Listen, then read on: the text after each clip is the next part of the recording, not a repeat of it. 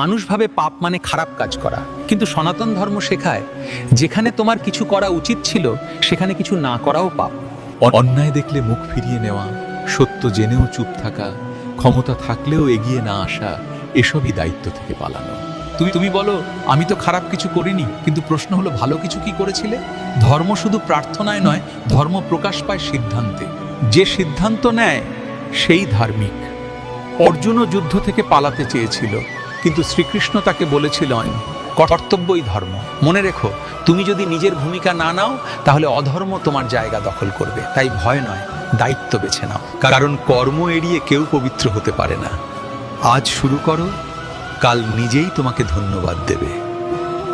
কিন্তু আজ শুরু করলে ভবিষ্যতে তার ভালো ফল পাওয়া যায়। আজকের ছোট শুরুই আগামী দিনের বড় সাফল্যের কারণ হতে পারে। যে সত্যকে নরম করে বলে, কারণ কর্ম এড়িয়ে কেউ পবিত্র হতে পারে না। আজ শুরু করো,